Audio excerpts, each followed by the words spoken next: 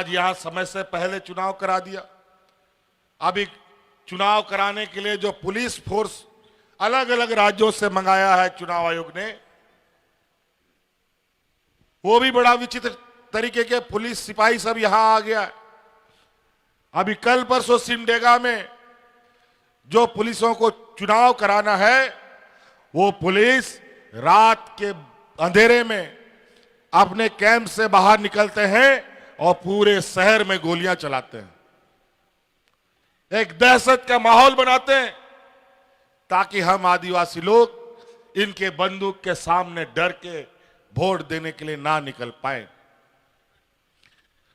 दूसरे तरफ पूरे राज्य में ईडी सीबीआई का पूरा दहशत मचा हुआ है। यहां छापा मारो, वहां छापा मारो। 50 जगह छापा मारता है तो 20 लाख 50 लाख रुपए इन लोग को मिलता है। अजीब स्थिति है। जब राजनीतिक रूप से ये हम लोगों से नहीं सक पा रहे, तो सरकारी एजेंसियों के माध्यम से इस चुनाव में जीत दर्ज करना चाहते हैं। लेकिन खूंटी विधानसभा भगवान बिरसा मुंडा की धरती है। यहां पर बहुत लोग राजनीति करने आते हैं, जाते हैं। देश के प्रधानमंत्री जी ने भी यहां के ताकत को समझ लिया और जाना कि बिना बिरसा मुंडा जी के चरणों में शीश झुकाए झारखंड में पार पाना मुश्किल है। पहली बार विगत 5 सालों में इन लोगों ने भगवान बिरसा मुंडा के सामने सर झुकाया। लेकिन ये घड़ियाली आंसू आज हमारे आदिवासी भाइयों का, आज हमारे ग्रामीण क्षेत्र में रहने वाले लोगों का क्या आर्थिक हालात है, किसी से छुपा नहीं है। क्योंकि ये आदिवासी, दलित, पिछड़ा, अल्पसंख्यक के प्रति इनकी कोई जिम्मेवारी नहीं है। इनकी जिम्मेवारी है सिर्फ अपने पूंजीपति व्यापारियों को कैसे मदद पहुंचाएं और कैसे इस देश में फूट डालो और राजनीति करो के फार्मूला को स्थापित करें। और इसीलिए इस चुनाव में इन लोगों ने फिर वही राग लापा है जहां सांप्रदायिक तनाव फैलना प्रारंभ हो जाए।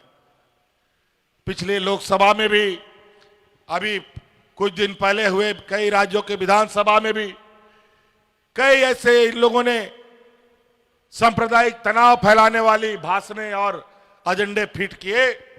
कभी बोला भैंस चुरा के ले जाएगा, कभी बोला महिलाओं का मंगलसूत्र चुरा ले जाएगा, और आज झारखंड में बांग्लादेशी घुसपैठी का बात बोलता है, रोटी बेटी और माटी हड़पने का बात करता है। ये नालायक लोग क्या बात करेगा रोटी बेटी और माटी के बारे में, जिनको ना रोटी से मतलब, ना बेटी से मतलब, ना माटी से मतलब है। इनको सिर्फ और सिर्फ पैसों से मतलब है, इस राज्य के खनिज संपदाओं से मतलब है। और इसीलिए एक जाति विशेष व्यक्तियों को, समूह को टारगेट करके एजेंडा फिक्स करते हैं। आज ये क्या बात करेंगे बेटी के बारे में? इनके राज्यों में तो जो लोग बेटियों का रेप करते हैं, सामूहिक बलात्कार करते हैं, उन लोग को सजा हो जाता है और जेल से छुड़ा करके वोट मांगने के लिए भेजता है। ये लोग क्या बात करेंगे बेटी का? एक उधर आसाम का मुख्यमंत्री यहां मंडरा रहा है 6-7-8 महीना से, और लगातार बांग्लादेशी घुसपैठी का बात बोलता है, रोटी बेटी माटी का बात करता है। मणिपुर, असम, नागालैंड, उधर पहाड़ का 6-7 राज्य मिलाकर के एक डेवलपमेंट अथॉरिटी बनाया गया है, उसका चेयरमैन भी अगला है। और उससे पूछिए कि मणिपुर में आदिवासी महिलाओं के साथ तुम क्या करवा रहे हो, उसके बारे में झारखंड के लोगों को क्यों नहीं बताते? आज तक प्रधानमंत्री, गृह मंत्री वहां तक मुंह उठा करके क्यों नहीं जाके देखा? आज तक एक भी शब्द इन लोगों ने नहीं बोला कि किस तरीके से आदिवासी महिलाओं को, बेटियों का इन लोग चीरहरण करते हैं और यहां आकर के आदिवासियों के हित की बात करते हैं, बेटियों का बात करते हैं। क्या बात करेंगे ये लोग? और यहां आकर के हम लोग के बीच में सांप्रदायिक जहर डालने का काम कर रहा है। रोटी का बात करता है। खूंटी, सिमडेगा, गुमला गवाह है। डबल इंजन की सरकार में 2019 से पहले यहां पर लोग हाथ में राशन कार्ड लेकर के भात भात करते मर गया। हम कई लोगों के घर गए थे और उसी समय हम लोगों ने संकल्प लिया कि अब डबल इंजन को इस राज्य से हटाना होगा, नहीं तो यहां का आदिवासी मूलवासी नहीं बचेगा। फिर हम लोगों ने जोर लगाया और 2019 में हम लोगों ने सरकार बनाई। और आज देखिए ये लोग 2019 से पहले कितना मॉब लिंचिंग हुआ, कभी बच्चा चोरी के नाम पर, कभी गाय चोरी के नाम पर, लेकिन कहीं कोई अता पता नहीं कि ये घटना कौन करता है। लेकिन जब इसके तह में जाइएगा तो पता चलेगा यही भारतीय जनता पार्टी का लोग, आरएसएस का लोग इसके पीछे पड़ा रहता है। अभी देखिए बच्चा चोरी की बात, आदमी चोरी की बात, ये लोग तो विधायक चोरी करता है, सांसद चोरी करता है, जहां वोट नहीं मिलता है विधायक को चुरा करके सरकार बनाने लगता है। बड़ा विचित्र हालत। और माटी का क्या बात करेगा? यहां जितना कोयला खदान है, जितना आयरन ओर का खदान है, जितना बॉक्साइट का खदान है, पूछ लो, जाके पता कर लो वो खदान किसका है। इन्हीं लोगों का, व्यापारी मित्रों का है। और इनका नजर यहाँ के जल जंगल जमीन पर है और ये नजर हम आदिवासियों को उजाड़ने का है। यहीं बगल में छत्तीसगढ़ है, वहां जाके देख लो, अपने व्यापारी मित्रों को हसदेव का जंगल दे दिया है खोदने के लिए, खनिज निकालने के लिए। वहां के आदिवासियों को जंगल से खदेड़ा जा रहा है।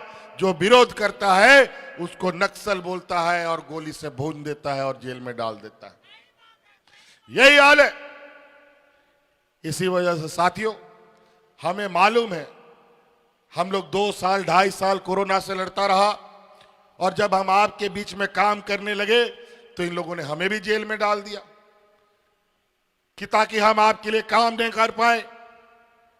लेकिन इस बीच में भी हम लोगों ने कई ऐसे काम किए, आपके दुख दर्द को समझा, आपकी दुखों को कम करने का हम लोगों ने काम किया है। आज अलग अलग कार्य योजना के माध्यम से आज आपकी तकलीफ हम जानते हैं। आज के दिन में भी गांव हमारे कितना गरीब है, गांव के लोग कितना गरीब हैं और उसके अनुरूप हम आपको अपने पैरों पर खड़ा करने का कार्य योजना बना चुके हैं। आज का बोझ हमने अपने कंधों में उठाया और इसका पहला उदाहरण आपका लाखों लाखों रुपया बिजली का बकाया को हमने फ्री कर दिया। आज बिजली का बिल फ्री हुआ कि नहीं? और आज बिजली का बिल तो फ्री हो गया, साथ साथ में 200 यूनिट बिजली भी हम आप लोग को फ्री कर दिया है। और हमको पता है इस बात का, इससे पहले घर में जब बिजली का बिल आता था तो महिलाएं अपना गहना बेचती थी और बिजली का बिल देती थी। बच्चा का एडमिशन नहीं देता, स्कूल का फीस नहीं देता था, लेकिन बिजली का बिल भरता था। अगर बिजली का बिल नहीं भरेगा तो जेल चला जाएगा बेचारा। लेकिन अब बिजली 24 घंटा आएगा, लेकिन बिजली का बिल कभी नहीं आएगा, ये हम आपको आश्वस्त करते हैं। हमसे जुड़े रहने के लिए हमारे YouTube चैनल को सब्सक्राइब करें और नई वीडियो की नोटिफिकेशन के लिए बेल आइकॉन को दबाएं।